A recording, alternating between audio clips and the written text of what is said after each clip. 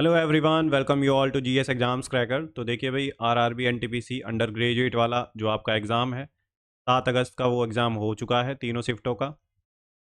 ठीक है, तो इस शिफ्ट में जो है पहला और जो सेकंड शिफ्ट का जो आपका एग्ज़ाम हुआ है उसके जीके जीएस के क्वेश्चंस करेंगे। तो जिन बच्चों का आने वाले दिनों में एग्ज़ाम है तो उन सब के लिए ये क्लास मोस्ट मोस्ट इंपॉर्टेंट रहेगी भाई, मोस्ट मोस्ट इंपॉर्टेंट। ठीक है, क्योंकि क्वेश्चंस काफ़ी ज़्यादा रिपीट होते हैं। तो ये पहली और दूसरी शिफ्ट का जो है जीके जीएस के क्वेश्चन है, थर्ड शिफ्ट का इसके बाद मैं ले आऊँगा। इसके अलावा जो भी आने वाली शिफ्ट में एग्ज़ाम्स होंगे आपके, उन सभी का जीके जीएस के जितने भी क्वेश्चंस होंगे, जितने भी मुझे मिल पाएंगे सारे ले आऊँगा। ठीक है, और 100% एक्यूरेसी के साथ हम आंसर्स देंगे और आपको क्वेश्चंस रिपीट मिलेंगे। ठीक है, तो आने वाली अगर शिफ्टों में आपका एग्ज़ाम है आने वाले दिनों में, तो ये जो सीरीज़ है इसे फॉलो कर लीजिए भाई। ये सीरीज चलेगी जब तक आपके एग्ज़ाम चलेंगे, जो है आरआरबी एनटीपीसी के। तो चैनल को सब्सक्राइब कर लो अपकमिंग जो अपडेट्स हैं उसके लिए। और टेलीग्राम चैनल है, उस पर जो पीडीएफ वगैरह हैं सब मिल जाएंगे आपको। ठीक है, टेंशन ना ले पीडीएफ की, आप बस पढ़ें। और जिनके पास टाइम कम है वो 1.5 की स्पीड पे देख सकते हैं। सभी शिफ्ट के जीके जीएस के क्वेश्चंस हम देखेंगे। ठीक है भाई, किसी को कोई डाउट है तो जो है कमेंट सेक्शन में आप बता सकते हैं, कोई सजेशन है तो। बाकी चैनल को लाइक करें, शेयर करें और सब्सक्राइब करना बिल्कुल ना भूलें फर्दर अपडेट्स के लिए। ठीक है, 1 डेढ़ महीने आपके एग्जाम चलेंगे तो सारी शिफ्टों का हम सॉल्व जो है जीके जीएस के क्वेश्चंस करेंगे। और ये मोस्ट एक्सपेक्टेड क्वेश्चंस रहेंगे, क्योंकि भाई आने वाली शिफ्ट में रिपीट होने के चांसेस ज़्यादा हैं, या हमें थीम या पैटर्न जो भी है, पैटर्न, थीम्स, ये सब हम पता चल जाएंगे। ठीक है, किस जो है थीम से क्वेश्चंस आ रहे हैं, पैटर्न किस पैटर्न पे क्वेश्चंस बन रहे हैं। ठीक है, तो ये हमारे लिए जो सीरीज है, पूरी सीरीज जब तक पेपर चलेंगे ये इंपॉर्टेंट रहेगी। आज ये पहला लेक्चर है जिसमें पहली और सेकंड शिफ्ट का हम जीके जीएस के क्वेश्चंस करेंगे। ठीक है, सारे क्वेश्चन ऑथेंटिक और रियल हैं और 100% एक्यूरेसी के साथ आंसर दिया जाएगा। ठीक है डियर लर्नर्स, बाकी चैनल को सब्सक्राइब कर लें आने वाली क्लासेस के लिए। देख लेते हैं कैसे क्वेश्चन पूछे गए हैं भैया आपके। देखो, पहला क्वेश्चन है ये जो आया है। ठीक है, where were the 38th national games held. तो 38वें राष्ट्रीय खेलों का आयोजन किस स्थान पर किया गया था।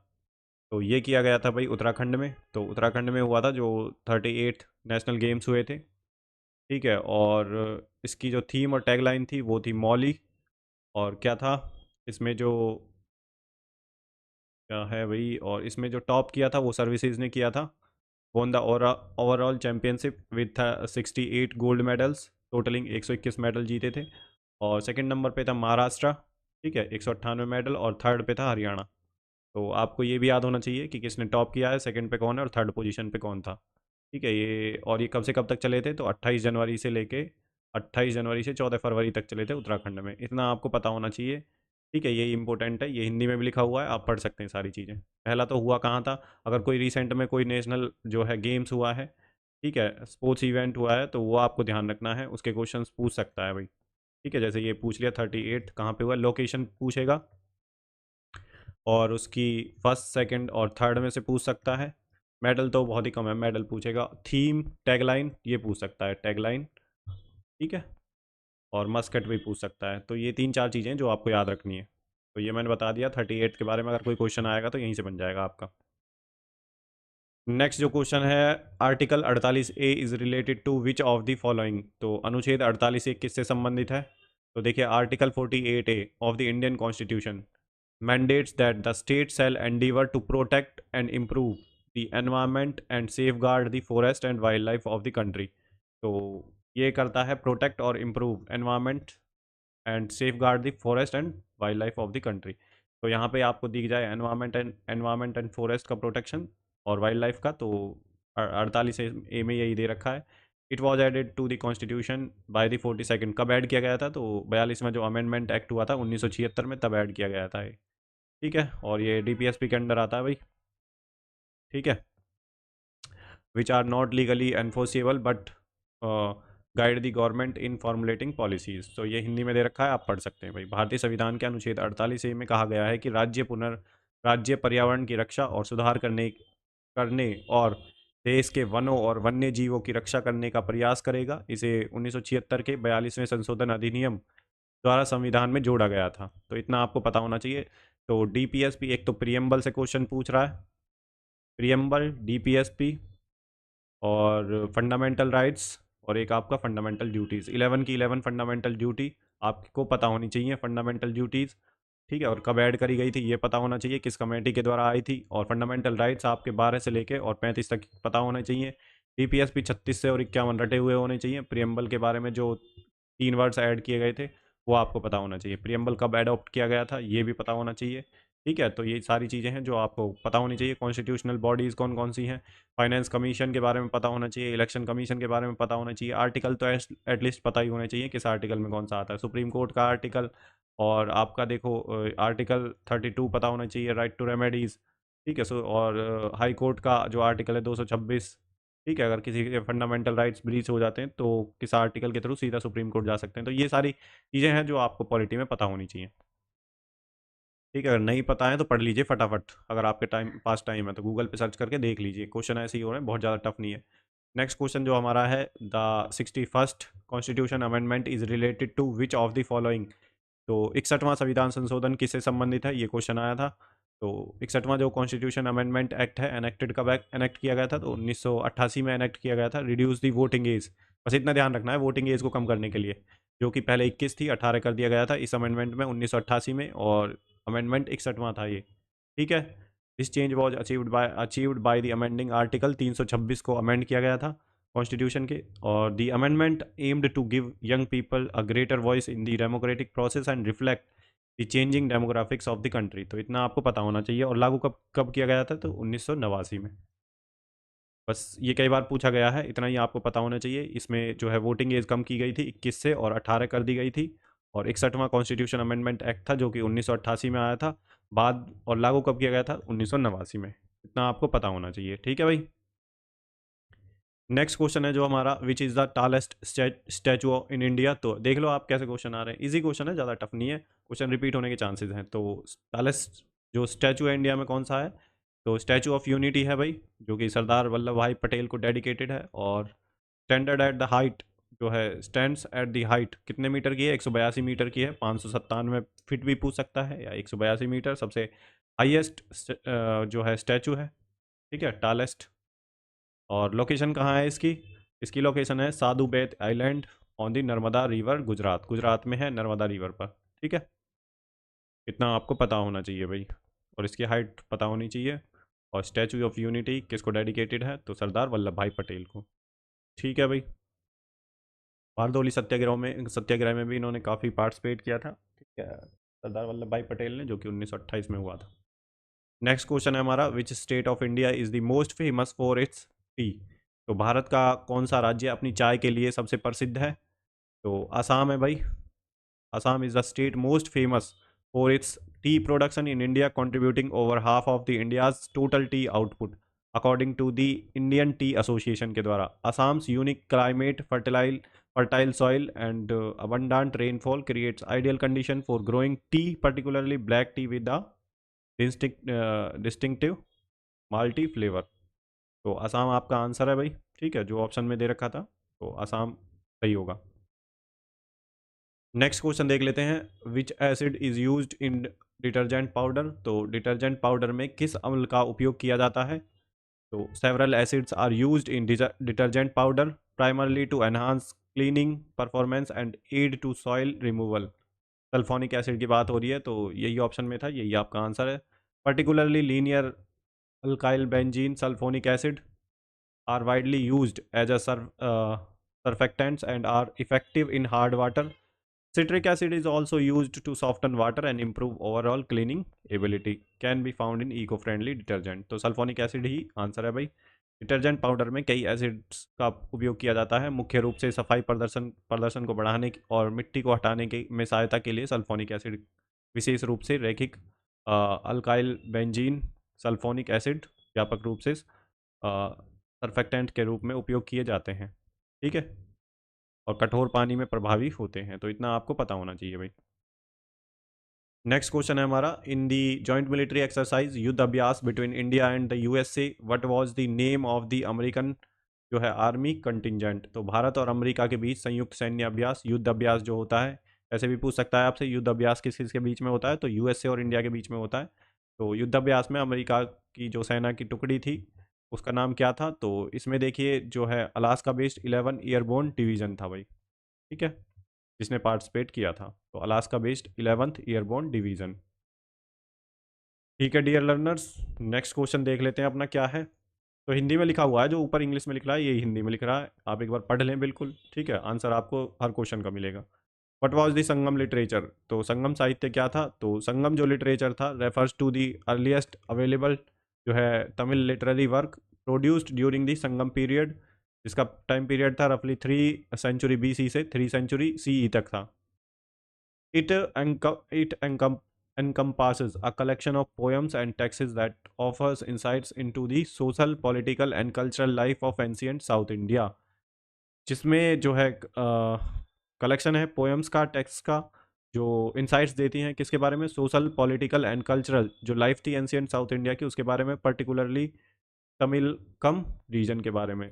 Term Sangam itself refers to the assemblies or academies of the Tamil poet and scholars that flourished during that time। तो संगम साहित्य सबसे पहले उपलब्ध तमिल साहित्य कृतियों को संदर्भित करता है, जो संगम काल लगभग 3री शताब्दी ईसा पूर्व से 3री शताब्दी CE के दौरान निर्मित हुए थे। इसमें कविताओं, ग्रंथों का एक संग्रह शामिल है जो प्राचीन दक्षिण भारत, विशेष रूप से तमिलकम क्षेत्र के सामाजिक, राजनीतिक और सांस्कृतिक जीवन में अंतर्दृष्टि प्रदान करता है। संगम शब्द स्वयं जो है तमिल कवियों और विद्वानों की सभाओं या अकादमियों को संदर्भित करता है जो उस समय के दौरान फले फूले थे। इतना आपको पता होना चाहिए भाई, संगम लिटरेचर का टाइम पीरियड भी पता होना चाहिए, ठीक है। तो नेक्स्ट क्वेश्चन देख लेते हैं, साउथ इंडिया में था संगम लिटरेचर, तमिलनाडु में। नेक्स्ट क्वेश्चन है, in which state are the Bhimbetka caves located, तो भीमबेटका गुफाएं किस राज्य में स्थित हैं। आपसे पूछ सकता है अजंता केव्स कहाँ हैं, अजंता जो है केव्स, और कन्हेरी केव्स कहाँ हैं, और नासिक केव्स कहाँ हैं, ये आपसे पूछ सकता है भाई, आपसे नए आने वाले एग्जाम्स में, ठीक है। तो आपको केव्स के बारे में पता होनी चाहिए, लोकेशन पता होनी चाहिए, बस ज़्यादा नहीं पूछ रहा है, लोकेशन पूछता है तो ये पता होना चाहिए। तो ये भाई सिचुएटेड है south of Bhopal in Vindhyan mountain range of Madhya Pradesh, तो मध्य प्रदेश में है भीमबेटका जो केव्स हैं, ठीक है, जो गुफाएं हैं भीमबेटका की। और डिस्कवर किसने की थी, तो ये WS वाका वानकर ने की थी, वाकानेर ने, वा, वा क्या है भाई इसका, रुको एक मिनट, VS वाकानकर ने, इन द ईयर 1957 to 58। तो ये डिस्कवर्ड की थी 1957-58 में WS वाकानकर ने, और यूनेस्को वर्ल्ड हेरिटेज साइट का दर्जा मिला था इन्हें 2003 में। तो इतना आपको पता होना चाहिए भाई, ठीक है। तो Bhimbetka caves, Ajanta caves, Kanheri caves, Nashik caves, ये सब आपको पता होनी चाहिए भाई, बिल्कुल क्वेश्चन आ सकता है इनके ऊपर। नेक्स्ट क्वेश्चन देख लेते हैं क्या है, who has been appointed as the deputy governor of RBI recently, तो हाल ही में RBI के नए डिप्टी गवर्नर किसे बनाया गया है, तो पूनम गुप्ता को बनाया गया है भाई। पूनम गुप्ता इकोनॉमिस्ट हैं जो कि 1968 में जन्मी थी, an Indian economist who is serving as the deputy governor of RBI since 2 April 2025 से, become the first women to hold the position in over a decade. He has been appointed for a 3 year terms, 3 year term के लिए appoint की गई हैं। The post was vacant after Michael Devpatra जो है resign कर दिया था उन्होंने डिप्टी गवर्नर की पोस्ट से जनवरी 2025 में। तो पूनम गुप्ता आपको नाम ध्यान रखना है भाई। नेक्स्ट क्वेश्चन है, which state has recently launched a scheme related to artificial intelligence, तो आर्टिफिशियल इंटेलिजेंस से संबंधित कौन से राज्य ने हाल ही में योजना शुरू की है, तो तेलंगाना स्टेट जो है artificial intelligence mission Telangana state ने स्टार्ट किया है, तेलंगाना ना आपको पता होना चाहिए। TAM करके मिशन है with the help of NASSCOM, NASSCOM की हेल्प से स्टार्ट किया है भाई, तो इतना आपको पता होना चाहिए, रिपीट हो सकते हैं, करंट अफेयर के क्वेश्चन है ये। नेक्स्ट क्वेश्चन है, who is the highest law officer of the state, तो राज्य का सबसे बड़ा विधि अधिकारी कौन होता है, तो ये देखिए जो होता है अटॉर्नी जनरल होता है, एडवोकेट जनरल होता है, अटॉर्नी जनरल तो सेंटर का होता है भाई, हाईएस्ट लॉ ऑफिसर तो अटॉर्नी एडवोकेट जनरल होता है जो सबसे हाईएस्ट लॉ ऑफिसर होता है स्टेट का। अपॉइंट कौन करता है, तो गवर्नर अपॉइंट करते हैं, जो कि ठीक है, एडवोकेट जनरल को, the highest law officer of the state in India advocate general, this position is established by article 165 में दे रखा है कॉन्स्टिट्यूशन के में इनके बारे में, ठीक है। तो advocate general advise the state government on the legal matters and perform other duties assigned by the governor, तो स्टेट गवर्नमेंट का अगर कोई लीगल मैटर है तो उसे कोर्ट में यही लड़ते हैं जो कि एडवोकेट जनरल होते हैं, ठीक है। क्वालिफिकेशन क्या है इसकी, individual must be qualified to be appoint as a high court जज, एंड टेन्योर कितना होता है एडवोकेट जनरल का, hold the office at the pleasure of the governor, ऐसे भी पूछ सकते हैं आपसे। रिस्पॉन्सिबिलिटी क्या है? They advise the state government on legal matters, present the state in legal proceedings and perform other functions as required by the governor. तो इतना आपको पता होना चाहिए एडवोकेट जनरल के बारे में। किस आर्टिकल में है? तो आर्टिकल 165 में advocate general highest law officer होता है स्टेट का। ठीक है, अगर सेंटर की बात करें तो कौन होता है बताइए आप? Attorney general, attorney general. ठीक है, आर्टिकल 76 से रिलेटेड है अटॉर्नी जनरल, जो कि हाईएस्ट लॉ ऑफिसर होता है सेंटर का। ठीक है, तो इतना आपको पता होना चाहिए। नेक्स्ट क्वेश्चन है भाई, कांस फिल्म समारोह के दौरान कौन सा जो है मुख्य पुरस्कार दिया जाता है?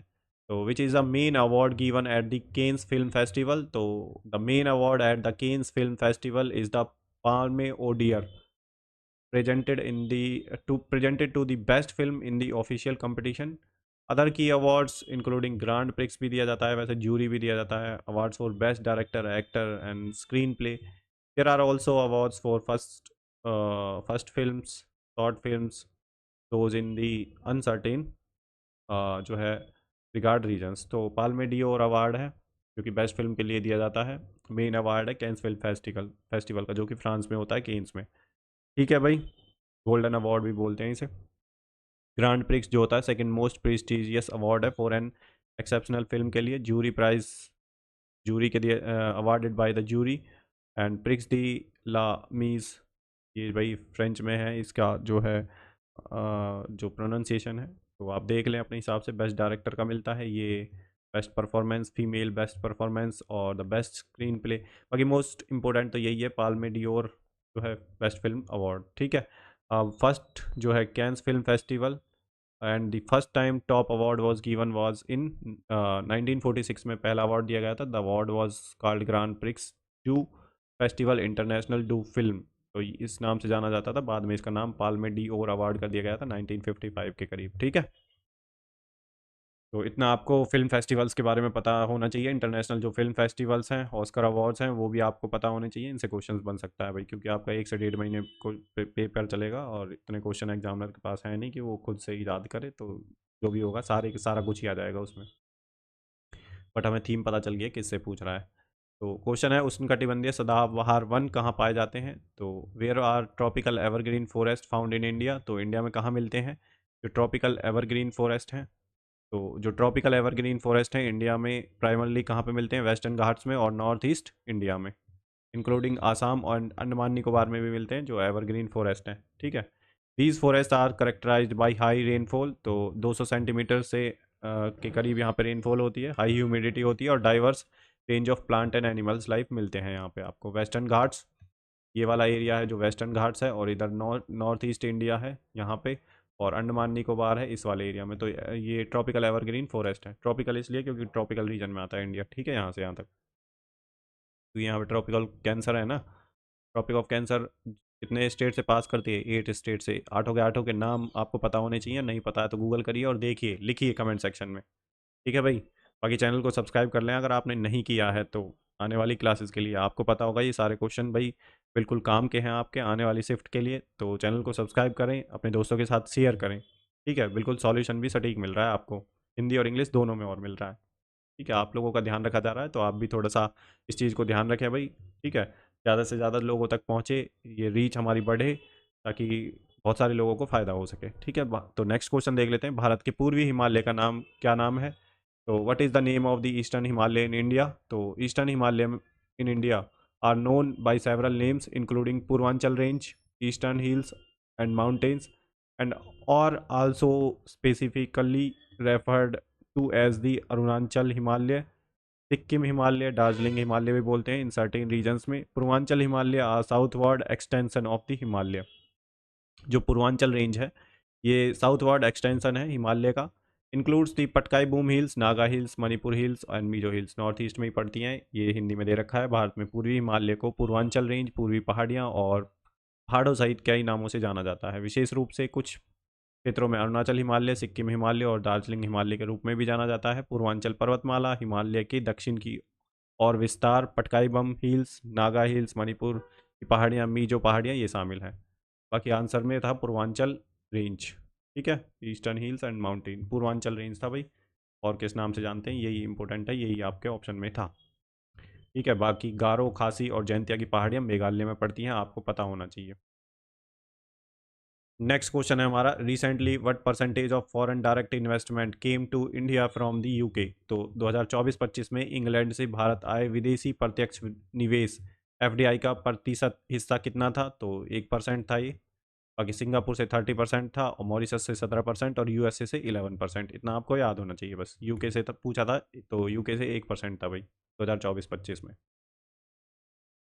नेक्स्ट क्वेश्चन है हमारा, the chief minister of any state is responsible to whom. तो किसी भी राज्य के मुख्यमंत्री किसके प्रति उत्तरदायी होते हैं, तो chief minister of a state in India is responsible for leading the state government and overseeing it's administration. This includes implementing policies, managing state affairs and being the head of the states council of ministers के head होते हैं। और CM accountable होते हैं किसके लिए, legislative जो assembly होती है। ठीक है, स्टेट लेजिस्लेटिव जो असेंबली होती है उसके लिए अकाउंटेबल होते हैं और रिस्पॉन्सिबल होते हैं। तो इतना आपको पता होना चाहिए, यही था ऑप्शन में, स्टेट लेजिस्लेटिव असेंबली, तो यही आपका आंसर था। ठीक है, बाकी जितने भी जो है ये हेड करते हैं, काउंसिल ऑफ मिनिस्टर्स जो स्टेट में होती है उसे हेड करते हैं। बाकी पॉलिसीज़ के लिए, स्टेट अफेयर्स को मैनेज करने के लिए रिस्पॉन्सिबल होते हैं। बाकी जवाब दे किसकी किसके लिए होती है, तो लेजिस्लेटिव जो स्टेट लेजिस्लेटिव असेंबली होती है। ठीक है, स्टेट लेजिस्लेटिव असेंबली। ठीक है, नेक्स्ट क्वेश्चन देख लेते हैं, which one of the following ministries of Indian government used radar technology for road construction. तो कौन सी मिनिस्ट्री है भारत सरकार के निम्नलिखित मंत्रालयों में से किसने सड़क निर्माण के लिए रडार तकनीक का इस्तेमाल किया। तो ministry of road transport and highway ने जो है radar and remote sensing technology का यूज किया था भाई। तो ये मिनिस्ट्री के बारे में पूछा था, तो ministry of road transport and highway, आराम से एलिमिनेट करके इस क्वेश्चन को आप कर सकते थे। नेक्स्ट क्वेश्चन है, which scheme has been launch to provide water to every household. तो हर घर में जल पहुंचाने के लिए कौन सी योजना शुरू की गई। तो जल जीवन मिशन स्टार्ट किया गया था, mission of ministry of Jal शक्ति के द्वारा, जो कि जल जीवन मिशन है। Specifically the department of drinking water and sanitation के द्वारा, within the ministry of Jal Shakti is the implementing agency. The mission aim to provide functional household tap water connection to every rural household in India. और the mission was launched 15 August 2019 को, 2019 में launch हुआ था 15 अगस्त को। ठीक है, तो जल जीवन मिशन किस मिनिस्ट्री के अंदर आता है, मिनिस्ट्री ऑफ जल शक्ति के अंदर। किस डिपार्टमेंट में, department of drinking water and sanitation. ठीक है, और कब लॉन्च हुआ था, तो 15 अगस्त 2019 को। इतना आपको पता होना चाहिए भाई। ठीक है, जो इंपॉर्टेंट स्कीम है जो अभी न्यूज़ में चल रही है पिछले 1 साल से, तो उन स्कीम्स को, जो सेंट्रल लेवल की स्कीम्स हैं, वो आपको पता होनी चाहिए भाई। ठीक है, नहीं पता तो एक बार सर्च कर लो। ठीक है, किसी की भी वीडियो देख लो यूट्यूब पे, जिसने भी स्कीम्स का लेक्चर ला रखा हो उसकी एक वीडियो देख लेना फटाफट, 1.5 या 2x की स्पीड पे, तो फटाफट आपके कवर हो जाएगा ये योजनाएं जो होती हैं। ठीक है, इसमें 2-3 चीज़ें याद रखनी है आपको, एक तो लॉन्च कब की गई थी और किस लिए लॉन्च की गई थी और कहाँ किस मिनिस्ट्री के अंदर आती है, ये 3 चीज़ें बस। नेक्स्ट क्वेश्चन है, आयुष्मान जो है भारत प्रधानमंत्री व्यय वंदन योजना की शुरुआत दिल्ली की मुख्यमंत्री रेखा गुप्ता और किसके द्वारा की गई। तो आयुष्मान भारत प्रधानमंत्री व्यय वंदन योजना was launched by the Delhi CM Rekha Gupta and which union minister. तो आयुष्मान भारत व्यय वंदन योजना विल ऑफिशियली लॉन्च्ड, तो यहाँ पे दे रखा है किसके द्वारा, रेखा जो है chief minister Rekha Gupta and union minister Hardeep Singh Puri के द्वारा। ठीक है, तो प्रधानमंत्री व्यय वंदन योजना कब लॉन्च की गई थी, अरुण जेटली जी ने लॉन्च की थी कब, 21 जुलाई 2017 को। और ये जो स्कीम है, जो प्रधानमंत्री आयुष्मान भारत प्रधानमंत्री व्यय वंदना योजना है, एक्सक्लूसिवली फॉर सीनियर सिटीजन्स जिनकी एज 60 है और उससे ऊपर है, मैनेज्ड, और इसे मैनेज कौन करता है, life insurance corporation of India, LIC इसे मैनेज करता है। तो इतना आपको याद होना चाहिए कि किसने लॉन्च करी थी। अभी दिल्ली के बारे में पूछ लिया है, तो रेखा गुप्ता एंड जो यूनियन मिनिस्टर हैं, जो है हरदीप सिंह पुरी जी। और ये शुरुआत कब हुई थी इसकी, तो ये 21 जुलाई 2017 को अरुण जेटली जी ने स्टार्ट करी थी। ठीक है, नेक्स्ट क्वेश्चन देख लेते हैं क्या है। तो बौद्ध धर्म में एकल कथा, एकल घटनाओं कहानियों का संग्रह किस ग्रंथ में मिलता है। तो in Buddhism which text contain the collection of एकल कथाज, सिंगल नैरेटिव्स और स्टोरीज। तो उन्हें बोलते हैं जातक कथाज, यही था ऑप्शन में। Are collection of stories primarily Buddhist about the previous lifes of Gautam Buddha. तो जातक स्टोरीज जो बुद्धा, जो भगवान बुद्ध की जो प्रीवियस लाइफ्स थी उनके बारे में बताती हैं। ठीक है, एज ए बोधिसत्व बोलते हैं उन्हें। तो जातक कथाएं हैं जो गौतम बुद्ध, बौद्धिस्ट बौद्धिसत्व के पिछले जन्मों के बारे में तो जो है मुख्य रूप से बुद्ध की कहानियों का एक संग्रह है। तो जातक कथाएं जो होती हैं इसमें बुद्ध भगवान के जो पिछले जन्म थे, जो लाइफ्स थी, उनके बारे में बताया जाता है और इसे बोधिसत्व बोलते हैं। ठीक है। नेक्स्ट क्वेश्चन है हमारा, हरित क्रांति में अग्रणी राज्य कौन सा था? तो which state was leading state in the green revolution in India? तो ये पूछ लिया है। तो पंजाब ऑप्शन में था, पंजाब है। बाकी हरियाणा और वेस्टर्न यूपी, पंजाब हरियाणा और वेस्टर्न यूपी से ये स्टार्ट हुआ था हरित क्रांति। लेट 60s में स्टार्ट हुआ था भाई, लेट 60s में। ठीक है। और ग्रीन रिवॉल्यूशन के जो फादर हैं एम एस स्वामीनाथन हैं, एम एस स्वामीनाथन, स्वामीनाथन जी हैं। ठीक है। तो इंडियन ग्रीन रिवॉल्यूशन के फादर हैं। बाकी अगर वर्ल्ड ग्रीन रिवॉल्यूशन के फादर तो नॉर्मन बोरलॉग हैं, इतना भी आपको पता होना चाहिए। लेट 60s में स्टार्ट हुआ था और हाई यील्डिंग वैरायटी सीड्स को इंट्रोड्यूस किया गया था, फर्टिलाइजर्स को इंट्रोड्यूस किया गया था। ठीक है। और मशीनरी जो थी एग्रीकल्चर के लिए उसे यूज किया गया था, इरिगेशन को, पेस्टिसाइड्स को, ये सब यूज किए गए थे। तब जाके जो है वीट प्रोडक्शन में काफ़ी जो है इजाफा हुआ था इस वाली बेल्ट में, पंजाब हरियाणा और वेस्टर्न यूपी में। ठीक है। तो इतना आपको ध्यान रखना है। सबसे ज़्यादा जो अग्रणी राज्य था वो था पंजाब, ऑप्शन में पंजाब ही था, Punjab is the right answer. Next question है, 1987 में फलों के रस फ्रूट जूस में मिलाने के लिए किस कृत्रिम स्वीटनर, आर्टिफिशियल स्वीटनर को अनुमति दी गई थी? तो 1987 में the primary artificial sweetener used in fruit juice was likely aspartame, marked under brand name like NutraSweet and Equals aspartame the methyl ester of the aspartic acid and phenylalanine, जो है phenylalanine 9 और dipeptide was approved for use in food and beverage in the US in 1981. It was significantly sweeter than sugar, provide sweetness as much lower calorie count. बस इतना याद होना चाहिए। Aspartame के बारे में बात कर रहा है। 1987 में फलों के रस फ्रूट जूस में मिलाने के लिए किस कृत्रिम स्वीटनर, आर्टिफिशियल स्वीटनर को अनुमति दी गई थी? तो ये एस्पार्टम था भाई। ठीक है। एस्पार्टम कई बार क्वेश्चन पूछा गया है रेलवे के, तो डिफरेंट डिफरेंट एग्जाम्स में पूछा ही गया है ये, आरआरबी में। ठीक है। नेक्स्ट क्वेश्चन देख लेते हैं क्या था भाई। मोरक्को से आए यात्री इब्न बतूता ने भारत में घोड़े से डाक भेजने की प्रणाली को क्या कहा था? तो what did the Morocco traveller Ibn Battuta called the horse mail system in India? तो उलूग बोला था इन्होंने, उलूग, उलूग। बाकी रहला इनकी बुक थी, कई बार पूछी जा चुकी है ये, जो इब्न बतूता, जो बुक इब्न बतूता ने जो बुक लिखी थी, रहला। ठीक है।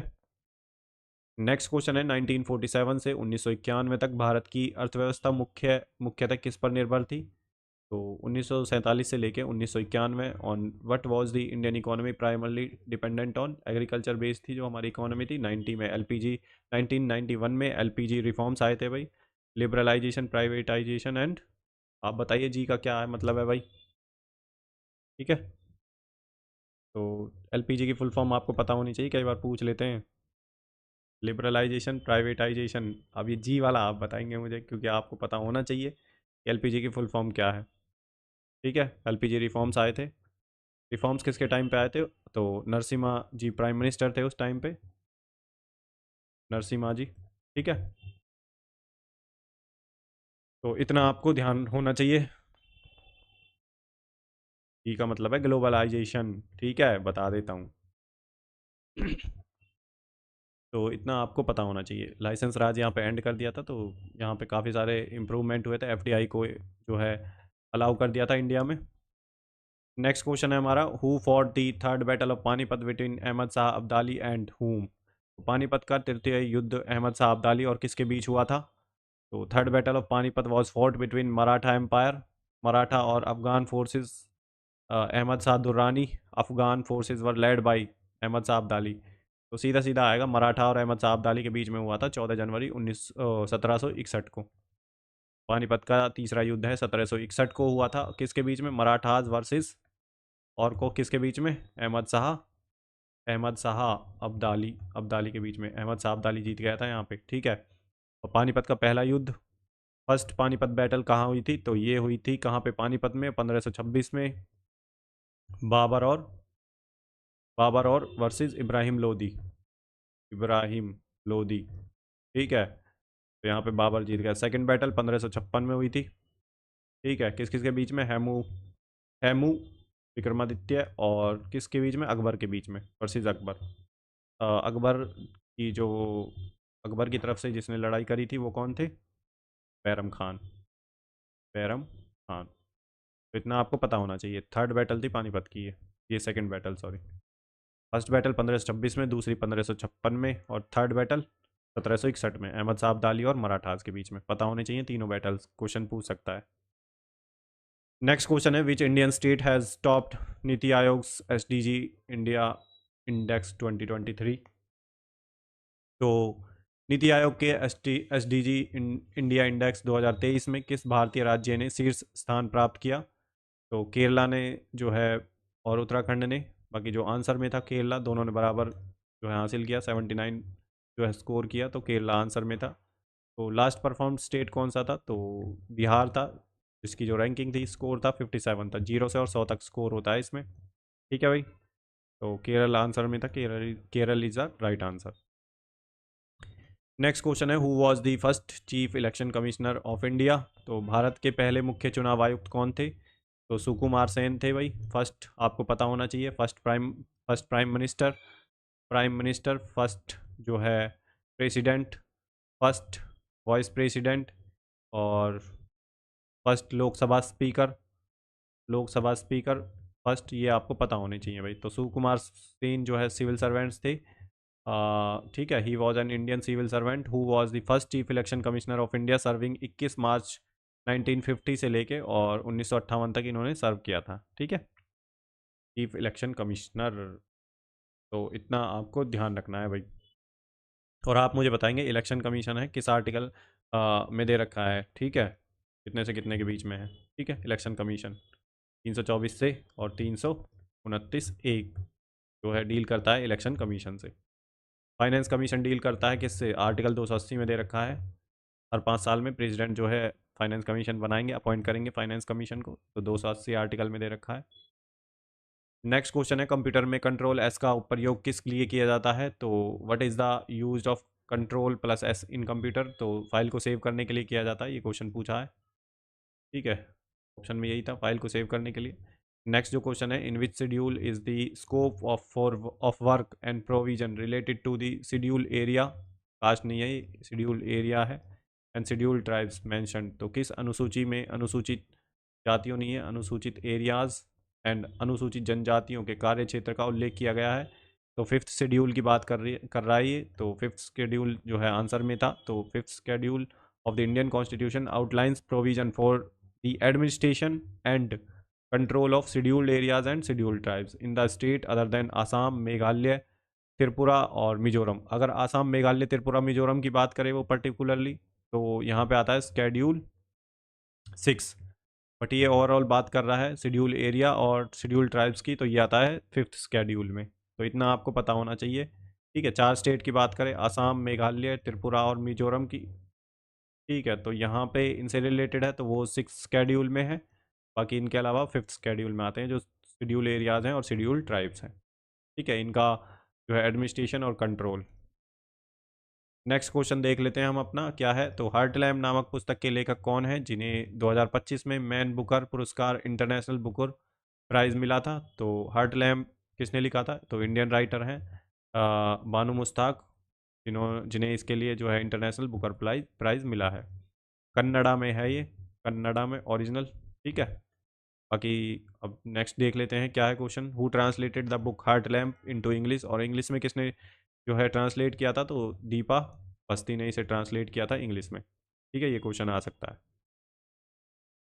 नेक्स्ट क्वेश्चन है, under the government of India act 1919 which subject were transferred to Indians? तो 1919 के अधिनियम के तहत भारतीयों को कौन से विषय, सब्जेक्ट स्थानांतरित कर दिए गए थे? तो under the government of India act 1919 certain subjects were transferred to Indian control at the provincial level while other were reserved for British administration. Transfer subject 2 subjects में बांट दिया गया था, रिजर्व सब्जेक्ट और दूसरे थे ट्रांसफर सब्जेक्ट। जो transferred subject थे वो थे education, public health, agriculture, local self government. तो ऑप्शन में था agriculture, local self government, education भी था। ठीक है, तो यही ऑप्शन आपका सही था। तो some aspects of the industry and exercise these were to be managed by ministers chosen from the elected members of the provincial legislative council। तो ये हिंदी में दे रखा है, आप पढ़ सकते हैं। ठीक है, सार्वजनिक स्वास्थ्य, ठीक है, कृषि, स्थानीय स्वशासन और उद्योग उत्पाद शुल्क के कुछ पहलू शामिल थे। तो ट्रांसफर्ड और डायरकी में 19 का जो एक्ट आया था, जो गवर्नमेंट ऑफ इंडिया एक्ट 1919 आया था, इसमें डायरकी स्टार्ट करी गई थी। डायरकी जिसमें दो सब्जेक्ट्स में जो है सब्जेक्ट्स जो थे उसको ट्रांसफ़र सब्जेक्ट और रिजर्व सब्जेक्ट। तो रिजर्व सब्जेक्ट ब्रिटिश गवर्नमेंट ने अपने पास रख लिए थे, ट्रांसफ़र सब्जेक्ट को मैंने आपको बताया education, public health, agriculture and local self government जो है ट्रांसफ़र कर दिए थे इंडियन को, ठीक है, लोकल लेवल पे। तो नेक्स्ट क्वेश्चन देख लेते हैं, which Mughal emperor adopted the policy of सुलह कुल पीस विद ऑल। तो सुलह कुल की नीति किस मुगल बादशाह ने अपनाई थी? तो Mughal emperor who adopted the policy सुलह कुल वॉज अकबर ने अपनाई थी। सुलह कुल मीनिंग क्या है? Peace with all. Universal peace was a policy of religious tolerance and harmony that Akbar implemented throughout his empire. His policy aimed to reduce religious conflicts and promotes unity among people of different faiths। तो इतना आपको पता होना चाहिए भाई, ठीक है। सुलह कुल, तो ये लाए थे मुगल बादशाह अकबर। नेक्स्ट क्वेश्चन देख लेते हैं, क्या है? विच acid is manufactured by the contact process. तो संपर्क विधि कॉन्टैक्ट प्रोसेस के द्वारा कौन सा अम्ल तैयार किया जाता है? तो कॉन्टैक्ट प्रोसेस के द्वारा भाई सल्फ्यूरिक एसिड H2SO4 जो है यूज जो है तैयार किया जाता है। This industrial process involve several steps including conversion of sulphur dioxide two sulphur trioxide using a catalyst followed by the absorption of SO3 in sulfuric acid to produce oleum H2S2O3 which is then diluted to form sulfuric acid। तो ये process के बारे में दे रखा है थोड़ा सा, बाकी आपको इतना याद रखना है, सल्फ्यूरिक एसिड H2SO4 बनता है जो है कॉन्टैक्ट प्रोसेस के द्वारा। नेक्स्ट क्वेश्चन है, in which Indian state is the Jagar जो डांस परफॉर्म्ड है किस स्टेट में होता है? तो जागर नृत्य किस भारतीय राज्य में किया जाता है? तो उत्तराखंड में किया जाता है, देवी देवताओं से रिलेटेड है ये, ठीक है। तो ये डांस है, तो उत्तराखंड आपको ध्यान रखना है। नेक्स्ट क्वेश्चन है, what was the first feature film of India made in 1913। तो भारत की पहली फीचर फिल्म कौन सी थी जो 1913 में बनाई गई थी? तो India's first feature film was Raja Harishchandra, यही ऑप्शन में था, directed by Dada Saheb Phalke. It was silent film थी और रिलीज़ कब हुई थी? 1913 में। तो भारत की पहली फीचर फिल्म थी राजा हरीशचंद, जिसका निर्देशन किया था दादा साहब फाल्के जी ने, और ये एक मूक फिल्म थी जो बनी थी 1913 में रिलीज हुई थी। इतना आपको पता होना चाहिए, ठीक है भाई। तो नेक्स्ट क्वेश्चन देख लेते हैं, किस देश ने घोषणा की है कि सिर्फ उन पर्वतारोहियों को एवरेस्ट पर चढ़ने की अनुमति दी जाएगी जिन्होंने पहले 7,000 मीटर से ऊपर किसी पर्वत पर चढ़ाई की है? तो which country has announced the only climbers who have previously submitted a peak above 7,000 metre will be allowed to climb Everest. तो किस कंट्री ने ऐसा जो है कहा है? तो ये बोला है भाई नेपाल ने, ठीक है। टूरिज्म एक्ट पॉलिसी है इनकी, ठीक है, जो बिल आया था, ठीक है, एक्ट बन गया है वो। तो इन्होंने भाई 7,000 जो पहले 7,000 मीटर की पहले से चढ़ाई कर रखी है जिन्होंने, ठीक है, उन्हीं को ही अब ये जो है माउंट एवरेस्ट पर चढ़ने की अनुमति दी जाएगी। तो नेपाल जो है ऑप्शन में आंसर था, तो Nepal is the right answer. Next question है हमारा 78 बी कांस फिल्म महोत्सव, जो 78वां कांस फिल्म महोत्सव हुआ था, तन्वी द ग्रेट फिल्म के निर्देशक कौन थे? तो who directed the film Tanvi the great at the 78th Cannes film festival. तो किसने डायरेक्ट करी थी ये? तो अनुपम खेर जी ने डायरेक्ट करी थी, ठीक है। तो ऑप्शन में अनुपम खेर था, तो ये का सही आंसर है। नेक्स्ट क्वेश्चन है, in which list is the power given to the central government to make laws. तो केंद्र सरकार को कानून बनाने का अधिकार किस सूची में दिया गया है? तो जो सेंट्रल गवर्नमेंट है, सेंट्रल गवर्नमेंट जो है यूनियन लिस्ट में दिया गया है कि जितने भी सब्जेक्ट हैं यूनियन लिस्ट में, ठीक है, उन सब पे जो है सेंट्रल गवर्नमेंट रूल बना सकती है। ऐसे ही स्टेट लिस्ट है, स्टेट जो सब्जेक्ट हैं उन पे स्टेट गवर्नमेंट जो है रूल बना सकती है। और कनकरंट जो सब्जेक्ट हैं उन पे दोनों लॉ बना सकते हैं, स्टेट भी और सेंटर भी। बट अगर दोनों के लॉज में क्लैसेस होते हैं तो सेंटर गवर्नमेंट का जो लॉ है वो प्रिवेल्स करा जाएगा, ठीक है। तो इतना आपको पता होना चाहिए। और किस शेड्यूल में दे रखे हैं ये union list, state list and concurrent list? तो ये दे रखे हैं स्केड्यूल 7 में। शेड्यूल 7 में, इतना आपको पता होना चाहिए भाई। नेक्स्ट क्वेश्चन है हमारा, अगोड़ा किला जो पुर्तगालियों के शासनकाल के दौरान बनाया गया था किस राज्य में स्थित है? तो Aguada fort which was built during the Portuguese rule is located in which Indian state? तो ये लोकेटेड है गोवा में। तो लोकेशन पूछी थी, लोकेशन पे ज़्यादा ध्यान रहता है इनका, तो लोकेशन पूछी थी जो कि सेंकुरिम बीच है, पेंडोलिम, गोवा में, वहाँ पे ये स्थित है अगोड़ा, जो बनाया था इसने पुर्तगालियों के शासनकाल के दौरान बनाया गया था ये, ठीक है। तो नेक्स्ट क्वेश्चन देख लेते हैं, भारत के किस पड़ोसी देश ने नए साल की शुरुआत के समय भारत पर हमला किया था? तो भाई ये तो पाकिस्तान ही है, ठीक है, इसके ऑप्शन में भी यही था, यही सही है। नेक्स्ट क्वेश्चन है, आर्टिलरी जो डील किस देश के साथ हुआ है? तो artillery deal was made with which country? तो अर्मेनिया के साथ हुआ है, इंडिया का, ठीक है, India versus and Armenia, Armenia, ना आपको ध्यान रखना है, ऑप्शन में यही था। तो रिसेंट में अगर कोई डेवलपमेंट हुई है करंट अफेयर्स से रिलेटेड तो उसे जरूर पढ़ लें, किसी के भी मैराथन देख लें करंट अफेयर्स की, ठीक है, 2-3 घंटे में जो खत्म हो, और फटाफट देख के चले जाएं उसे, ठीक है। इंपॉर्टेंट एक्सरसाइजेज अगर कोई डील हुई है ट्रेड रिलेटेड, ठीक है, वेपन से रिलेटेड, ऑपरेशन जो सिंदूर है उससे रिलेटेड, कोई मिसाइल डेवलपमेंट टेक्नोलॉजी है उससे रिलेटेड अगर कोई डेवलपमेंट हुए हैं तो ज़रूर देख के जाएं।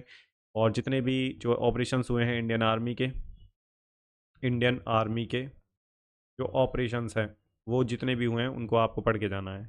नेक्स्ट क्वेश्चन है, यूएनईसीई का क्षेत्रीय परिषद जो है regional forum on sustainable development 2025 किस शहर में आयोजित किया गया था? तो ये किया गया था जनेवा, स्विट्जरलैंड में, 2 से 3 अप्रैल 2025 को, ठीक है। Regional forum on sustainable development, तो यूनिसेफ का जो क्षेत्रीय परिषद regional forum on sustainable development 2025, Geneva, Switzerland. Mostly चीज़ें जनेवा में ही होती हैं भाई, स्विट्जरलैंड में, ठीक है। और डब्ल्यू का हेडक्वार्टर कहाँ है ये भी आपको बताना है कहाँ पे है भाई। नेक्स्ट क्वेश्चन है, malaria is caused by which micro organism? तो जो मलेरिया है किन सूक्ष्म जीवों के कारण होता है? तो malaria is caused by the parasitic micro organism called Plasmodium, specifically it's a type of protozoa, these parasites are transmitted to humans through the bite of infected female anopheles mosquito। तो मलेरिया प्लाज्मोडियम नामक परजीवी सूक्ष्म जीव के कारण होता है, विशेष रूप से यह एक प्रकार का प्रोटोजोआ है, ये परजीवी संक्रमित मादा एनाफिलीज मच्छरों के काटने से मनुष्यों में फैलते हैं। नेक्स्ट क्वेश्चन है, डीआरडीओ, अब देखो आपको डिजीज के बारे में थोड़ा सा पता होना चाहिए, मलेरिया हो गया, डेंगू हो गया, ठीक है, तो ये आपको पता होना चाहिए भाई, क्योंकि डिजीज से क्वेश्चन आ रहा है तो डिजीज को आपको प्रिपेयर कर लेना है 1 से 2 पेज में ही, ठीक है, तो पढ़ लें, क्योंकि दूसरी डिजीज का पूछ सकता है। नेक्स्ट क्वेश्चन है, डीआरडीओ द्वारा कौन सी मिसाइल प्रणाली विकसित की गई थी जिसका इस्तेमाल ऑपरेशन सिंदूर के दौरान किया गया था? तो which missile system developed by DRDO was used during the operation Sindoor? तो BrahMos missile jointly developed by India's defence DRDO and Russia's NPO Mashinostroyeniya, they formed a joint venture called BrahMos Aerospace to design, develop, produce and market the missile। तो इतना आपको पता होना चाहिए, DRDO के द्वारा जो बनाई गई है ब्रह्मोस मिसाइल, जॉइंटली है डीआरडीओ और रसिया। नेक्स्ट क्वेश्चन देख लेते हैं, जम्मू कश्मीर में किस देश के घुसपैठियों को रोकने के लिए अभियान चलाया गया था? In Jammu Kashmir an operation was launched to stop infiltration from which country? तो पाकिस्तान से जो इन्फिल्ट्रेशन था उसे रोकने के लिए, और ऑपरेशन सिंदूर चलाया गया था, ठीक है, आतंकवादियों को ख़त्म करने के लिए, ठीक है भाई। तो नेक्स्ट क्वेश्चन है हमारा, बहुआयामी गरीबी सूचकांक मल्टी डायमेंशनल पॉवर्टी इंडेक्स में निम्न में से किसको शामिल नहीं किया जाता है? तो विच of the following is not included in multi dimensional poverty index? तो देखिए इसमें जो शामिल किया जाता है वो हेल्थ को शामिल किया जाता है, एजुकेशन को और लिविंग स्टैंडर्ड को, इसके अलावा जो भी आपके ऑप्शन में था वही सही है, ठीक है, ये तीनों सूचकांक हैं, ठीक है, जिन्हें शामिल किया गया है मल्टी डायमेंशनल पॉवर्टी इंडेक्स। और मल्टी डायमेंशनल पॉवर्टी इंडेक्स कौन रिलीज करता है? तो नीति आयोग, नीति आयोग, नीति आयोग के द्वारा दिया जाता है जो मल्टी डायमेंशनल पॉवर्टी इंडेक्स है। नेक्स्ट क्वेश्चन है, हाल ही में ब्रह्मोस मिसाइल का परीक्षण किस शहर में किया गया था? तो in which city was the BrahMos missile recently tested? तो ये लखनऊ यूपी में जो है किया गया था, सिटी का नाम पूछा था। तो नेक्स्ट क्वेश्चन है 2025 में भारत और यूएई की वायुसेनाओं ने किस सैन्य अभ्यास एक्सरसाइज में भाग लिया? तो in 2025 in which military exercise did the air forces of India and UAE participated? तो exercise desert flag is a multinational air जो है एक्सरसाइज है, hosted by UAE, that focus on enhancing interoperability and combat readiness. तो ये dessert flag है इस exercise का नाम, जो कि हुई थी यूएई में। इंडिया और यूएई ने इसमें पार्टिसिपेट किया था। ठीक है भाई, डिजर्ट फ्लैग 10 हुई थी, और इंडिया से जो है MiG-29 फाइटर जेट्स ने पार्टिसिपेट किया था, जैगुआर ने भी किया था। ठीक है, तो अभी जितनी भी एक्सरसाइज हुई हैं 2024 और 2025 में, ठीक है, टिल जून जुलाई तक, तो वो आपको पता होनी चाहिए, पिछले जून से लेके जनवरी से लेके और अब तक जून तक 2025 तक मिलिट्री एक्सरसाइज, एयरफोर्स एक्सरसाइज, और अगर कोई नेवल एक्सरसाइज हुई है तो वो भी आपको पता होनी चाहिए, नाम पता होना चाहिए और किस कंट्री के साथ हुआ ये पता होनी चाहिए, और लोकेशन एक बार देख लेना। एडिशन मत देखना, बस लोकेशन देख लेना और किस किस कंट्री के बीच होती है ये देख लेना, ये इंपॉर्टेंट है। 1 से 1.5 पेज में आपकी एक्सरसाइज हो जाएंगी अगर आपने करी हैं तो। ठीक है, बाकी अगर किसी की वीडियो देख लेना यूट्यूब पे, आपको मिल जाएंगी किसी ना किसी की। ठीक है, जो इंपॉर्टेंट एक्सरसाइज हैं किस किस के बीच में होती हैं, और लोकेशन देख लेना कहाँ पे होती है रिसेंट वाली। एडिशन मत देखना, एडिशन नहीं पूछता है। नेक्स्ट क्वेश्चन है, उलगुलान विद्रोह को किस विद्रोह के नाम से जाना जाता है? तो Ulgulan rebellion is known by what other name? तो बिरसा मुंडा रिबेलियन के नाम से जाना जाता है, जो कि 1899 से 1900 के बीच हुआ था। ठीक है, और झारखंड में हुआ था ये, छोटा नागपुर रीजन में। बिरसा मुंडा ने पार्टिसिपेट किया था इसमें। ठीक है, लीड किया था इसे। तो उलगुलान जो रिबेलियन था, ठीक है, इसे बिरसा मुंडा रिबेलियन के नाम से जानते हैं, 1899 से 1900 तक। नेक्स्ट क्वेश्चन है हमारा, पम्बन बंदरगाह किस राज्य में स्थित है? तो Pamban port is located in which Indian state? तो तमिलनाडु में स्थित है, पम्बन आइलैंड पर, रामेश्वरम आइलैंड भी बोलते हैं, तो तमिलनाडु जो है ऑप्शन में था, यही आंसर ठीक है। नेक्स्ट क्वेश्चन है, दक्षिण भारत में जो वर्षा होती है वह निम्न में से किससे होती है? तो rainfall in south India is caused by which of the following? तो नॉर्थ ईस्ट मानसून जो आती है भाई यहाँ से, ठीक है, तो ये बारिश करती है साउथ इंडिया में। बाकी इधर से जो हो जाती है साउथ वेस्ट मानसून होती है ये। ठीक है, फिर ये पूरे ऑल ओवर इंडिया में फैल जाती है, इस केरला कोस्ट पे जाती है सबसे पहले। ठीक है, और ये जो आती है रिवर्सल जो है इसे मानसून भी बोलते हैं। रिवर्सल ऑफ मानसून जो है मानसून नॉर्थ ईस्ट से जो आती है और इधर बारिश करती है ये। ठीक है, तो नॉर्थ ईस्ट मानसून जो है ऑप्शन में था, यही इसका राइट आंसर है। नेक्स्ट क्वेश्चन है हमारा, स्वतंत्रता प्राप्ति के बाद भारत को किस क्षेत्र में सबसे अधिक कमी का सामना करना पड़ा था? तो after independence which area faced the most shortage in India? तो फूड इनसिक्योरिटीज़ बहुत ज़्यादा थी भाई स्वतंत्रता प्राप्ति के बाद, तभी हम ग्रीन रिवॉल्यूशन लेके आए थे लेट सिक्सटीज़ में। ठीक है, हाई यील्डिंग वैरायटी सीड्स को इंट्रोड्यूस किया था, तो वीट प्रोडक्शन काफ़ी ज़्यादा इंप्रूव हो गया था, वीट एंड राइस। तो फूड इनसिक्योरिटीज़ काफ़ी थी भाई। तो यहाँ पे हमारे देखिए 2 शिफ्टों के जो है क्वेश्चंस कंप्लीट होते हैं भाई, 2 शिफ्ट। ठीक है, फर्स्ट एंड सेकंड दोनों शिफ्ट, जो कि 7 अगस्त को आपका पेपर हुआ था, 7 अगस्त 2025 को, मतलब कि कल। ठीक है, थर्ड शिफ्ट बची है, उसका भी सॉल्यूशन मैं ले आऊँगा। चैनल को सब्सक्राइब कर लें अगर नहीं किया है, तो ये सारे क्वेश्चन थे जो मिल पाए हैं। ठीक है, बाकी आपको एक्यूरेट आंसर मिलेंगे, और चैनल को सब्सक्राइब कर लें। और जिन बच्चों का आगामी दिनों में एग्ज़ाम है वो भाई ज़रूर से फॉलो करें, इस सीरीज़ को कंप्लीट चलेगी ये। ठीक है, अब रुकने वाली नहीं है जब तक एग्ज़ाम होगा। ठीक है डियर लर्नर्स, बाकी अपने दोस्तों के साथ शेयर करें, हिंदी इंग्लिश दोनों में मैं आपके लिए लेके आया हूँ। ठीक है, आपके लिए ये सारे एफर्ट हो रहे हैं, इसका फ़ायदा उठाइए। जिनके पास टाइम कम है वो 1.5 की स्पीड पे देख सकते हैं, ये आप लोगों के लिए मेहनत की जा रही है। बाकी चैनल को ज़्यादा से ज़्यादा लोगों तक शेयर करें ताकि इसकी रीच बढ़ सके, लोगों तक चीज़ें जा सकें। ठीक है डियर लर्नर्स, तो चलिए भाई मिलते हैं नेक्स्ट क्लास में, और आने वाली क्लास थर्ड शिफ्ट, और जो आपका नेक्स्ट दिनों में एग्ज़ाम होंगे, ठीक है, नेक्स्ट शिफ्ट में, तो उनका भी ले आऊँगा मैं। चलिए भाई, गुड बाय, जय हिंद, मिलते हैं नेक्स्ट क्लास में, तब तक के लिए अपना ध्यान रखिए। गुड बाय, जय हिंद।